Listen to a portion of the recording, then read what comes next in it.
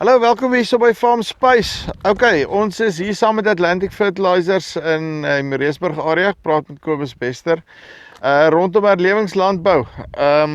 Kom ons en dis die tweede video hierso. Ons is besig om net my kop met self sin maak van al hierdie goed. Van eers nou jy gooi my met 'n klomp inligting. So, ons gesels kyk wat kom uit hierdie ene uit. Ons fokus bietjie op die koring en ek dink waterhou vermoë. Hoe het dit sy waterhou vermoë van sy grond gelig en ja, ek gaan nou nie verder praat nie. Ons luister. Hoe gaan dit? Nee, baie goed, dankie. Ja, doodstil rustig. So, okay, jy is op 'n herlewingslandbou stelsel. Jy doen derde van jou grond, 'n derde eerste jaar dekgewas, radyse en saaihaver en dan sit julle die medics ook so tussenin op 'n stadium. Medics is in die grond. So hy is in die grond. Hy is klaar in die grond. Julle kom plant hom dan bo op hom. Right. Dan tweede jaar skoon medics. Ja. En dan die derde jaar dan oes ons koring met 9N. En afhangende van hoeveel reën jy kry, het jy al tot 5 ton per hektaar afgehaal op hierdie besigheid. Ja. So jy is een van die min boere wat geld maak. Sê gou vir my jou ervaring, kom ons begin by die waterhou vermoë want ek dink dis een van die groot suksesstories ook hierso en ons sal nou terugkom na die voeding en al daai tipe van goed. Oor tyd, hoeveel jaar is julle al besig met die ding? Meer as 20. So, wat was jou ervaring uit 'n waterhou vermoë en 'n grondstruktuur oogpunt uit? Wat ons definitief agtergekom het, ons kon in die verlede net so 8 tot 10 kg koring per millimeter reën in die seisoen afoes. En nadat ons die stelsel verander het, kry ons nou deesdae redelik gemaklik 15 met 'n teiken van 20 in die toekoms.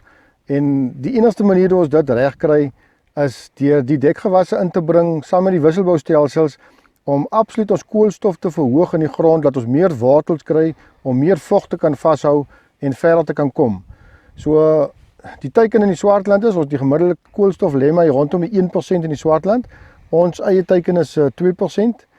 Wanneer ons streef, ek glo nie ons wil baie hoër as dit kom in die Swartland nie.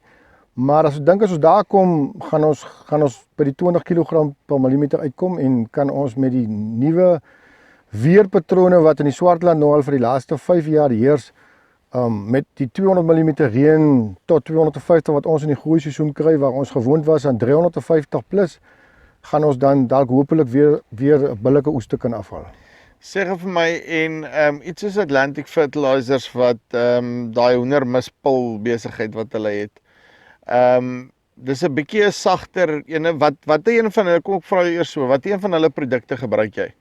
Goed, die mengsel wat ons gebruik by hulle is die 16-3 mengsel met al die spoorelemente wat basies mos nou maar 40% het chemie bestaan en 60% is mos nou die hoenderpil. Vir jare het ons ook die gips bygesit, die fyn ultra fyn gips wat dink ek 'n baie groot voordeel is. Ons het seker, ek reken ons is al so bietjie meer as 10 jaar alwen wat ons besig is met die hoenderpille en dit het baie mooi gevorder, die kwaliteit elke jaar is 'n stukkie beter. En wat vir my gemaklik maak van die Atlantic se produk is die feit dat jy soveel spoorelemente in die produk kan sit sonder om probleme te kry. Teenoor wat jy dieselfde spoorelemente in chemie insit, het jy gewoonlik verpakkings in die planter en dit verstoppings en dit pak en dit vog gee vir jou moeilikheid. Ja, maar dit uit 'n bestuursoogpunt uit 'n produk kan so goed wees soos hy wil, as ek hom nie in die grond kan kry nie, help hom nie veel nie. Ja, die ander ding en dit is maar net my persoonlike gevoel. As ons 'n baie droë jaar het, voel dit vir my as gevolg van die hoendermis wat rondom die chemie is, brand my koring minder. En as dit 'n baie nat seisoen is, soos en ek kry 100 mm reën binne 'n kort tydjie na klaar geplant het, voel dit vir my ek verloor nie my chemiese kunsmis onmiddellik wat wegloog nie. Die hoendermis bind hom vir my. En so uiteindelik so tipe van 'n slow release. So reguleringseffek. Ja, dit maak vir my ek is baie opgewonde oor daai gedeelte dat eintlik vir my risiko uithaal. En ja, ons moet 'n bietjie meer van die kilogramme per hektaar neersit en dit is planttyd 'n bietjie meer van 'n moeiliker as wat die ouens aan gewoond is.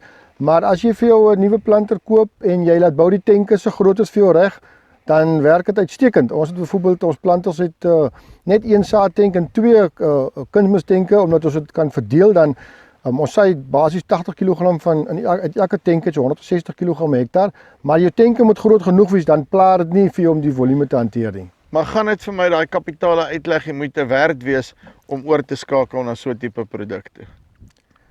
Ek dink dit is belangriker om weer eens by die kalk te begin en dan jou wisselbou in plek te kry en dan die volgende stap is om die pad te begin stap, want dan sal jy al gemotiveerd genoeg wees om dit te wil stap. Ek hoor wat jy vir my sê. Nou, ander ding uit 'n versagtingsoogpunt uit, wat jy gee, jy sê die goeders brand 'n bietjie, hulle brand 'n bietjie minder, veral as jy praat dan meer op jou mikroelement kant en so voorts, jou makros en daai goed. Is dit nie net omdat jy so min kunsmis gee nie, of dink jy daar's regtig die produk? Nee, ek dink regtig die produk maak dit regtig sag vir die koring en ek dink nie chemiese kunsmis in groot hoeveelhede is goed vir enige gewas om jy weg te trek in die begin nie. Want chemiese kunsmis met enige saadkontak het 'n brandeffek, want daar's 'n soutindeks. Ja, daai is baie waar en daai soutindeks is een van die goed wat ons nogal redelik mis, nê. Ja.